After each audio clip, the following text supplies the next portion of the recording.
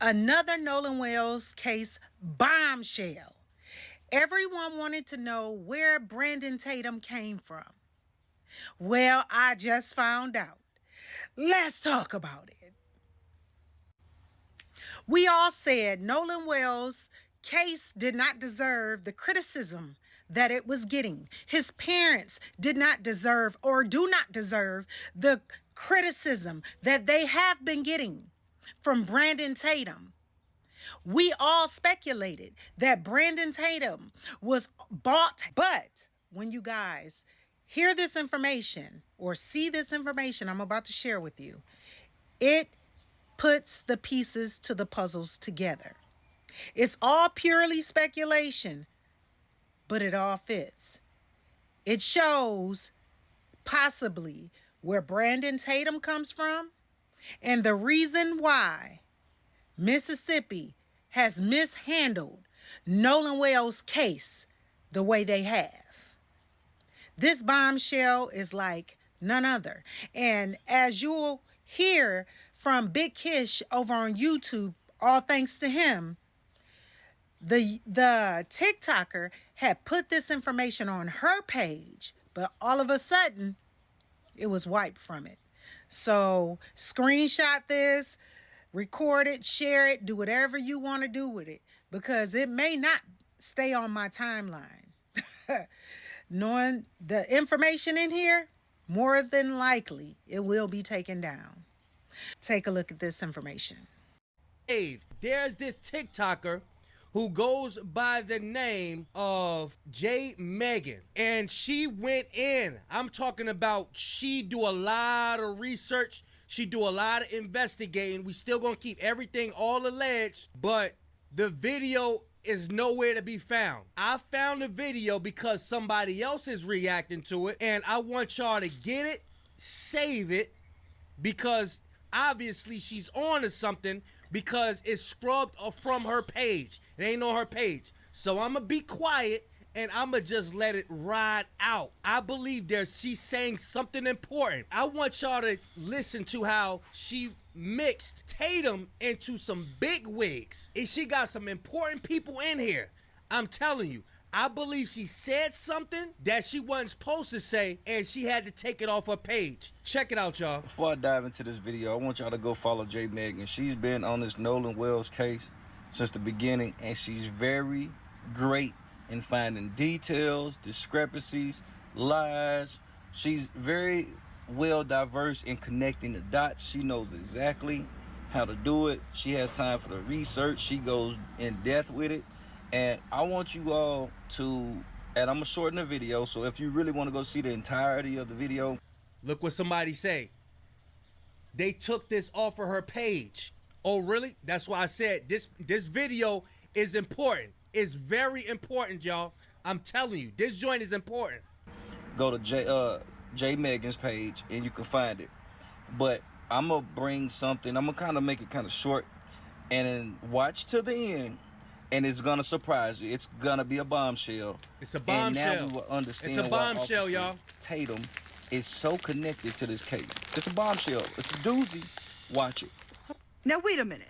So Warren already had a boat hooked up when he woke up that morning. I'm assuming that had to be the Triton that was hooked up, right? Then he said that Wyatt went and put his smaller boat, the Palm Beach, into the water. Then Warren said that he was the one who drove the Palm Beach to their friend's dock. Assuming that Wyatt drove the Triton to the dock and Bart drove his own boat to that dock, who drove the Palm Beach out to the water then? Because he said that he got a ride in with Bart, even though at one point during the interview he said all of his stuff was on the Palm Beach. So it sounds to me like Warren was the one driving the Palm Beach. I'm also like, what parent would let their kid, who's obviously going off to party, take two of their boats and let their drunk friends drive? Like, it isn't making sense to me. I mean, maybe these parents are just shitty parents and irresponsible. Then he also said that he contacted Bart that morning to see if he could come. And Bart was like, yeah, I can give all your friends a ride, blah, blah, blah. According to him, there were 10-ish people, 15 people on that boat. So where were those people originally supposed to ride in on? They'd been planning it for weeks. They were excited about it.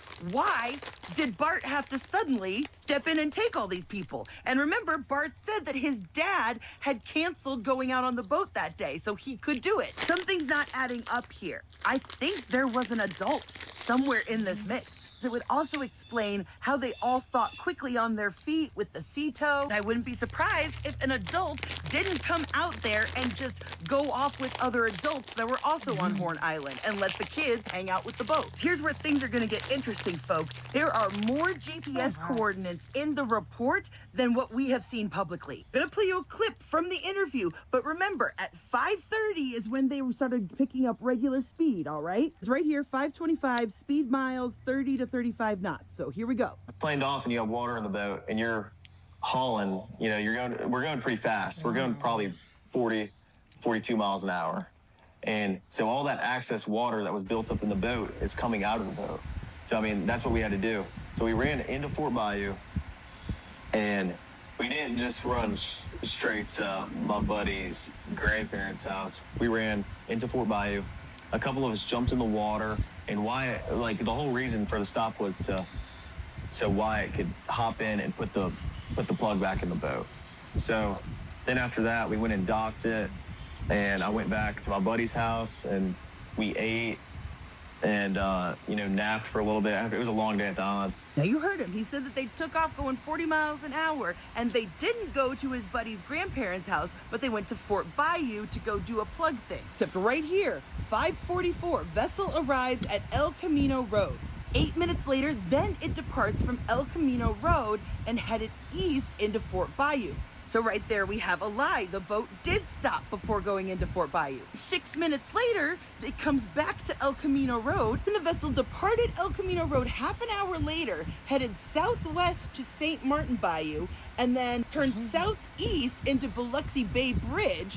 Then they went back to the Bayou Boat Launch. Then the boat was taken to Cardinal Lane, which was Wyatt's residence. Now, because I am an absolute genius, I was able to find it. This was where they left and where they came back that day, then came back several times. Now, first off, why aren't we seeing footage of them returning that day? We know that Nolan was with them when they left, so why do they have the security cams from that morning, but not that night? Whose grandparents lived there?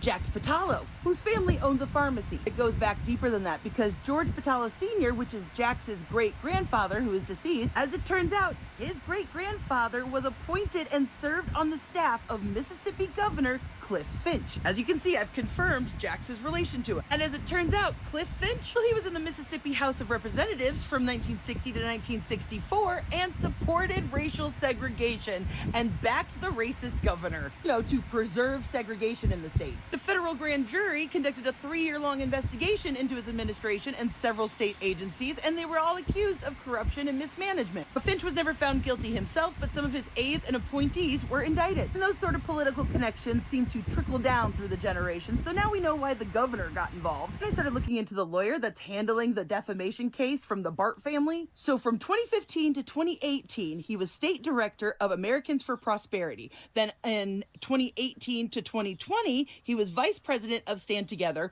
while being vice president of Americans for Prosperity. Stand Together is a Charles Koch nonprofit, and Americans for Prosperity is a libertarian conservative political advocacy group affiliated with Charles Koch and David Koch. And if you don't know who the Koch brothers are, they're fucking evil. Guess who's one of the major funders for Turning Point USA? Major donors for the Koch brothers also are primary financial pillars for Turning Point USA, specifically their campus operations. And guess who used to serve as the director of urban engagement? Did she cook or what? Now, I know she was talking really, really fast, but I want you to listen and pause it. Listen and pause it. Screen record it. She just dropped that. I seen another YouTube content creator who goes by the name of Tisa Tells. She reacted to it, and I seen it. I went back to her page, and it was scrubbed off. She is ruffling feathers. She even got a breakdown of the whole timeline with other information. She does a deep dive in the Nolan Wells case, y'all. Not saying that anything is facts either. We still going to keep it all a. So there you have it, guys. We know why Brandon Tatum is so invested in the Nolan Wells case and why he's so invested into trying to make Nolan Wells' family look like the bad guy. Brandon Tatum, did you think you could run and hide? I don't think so.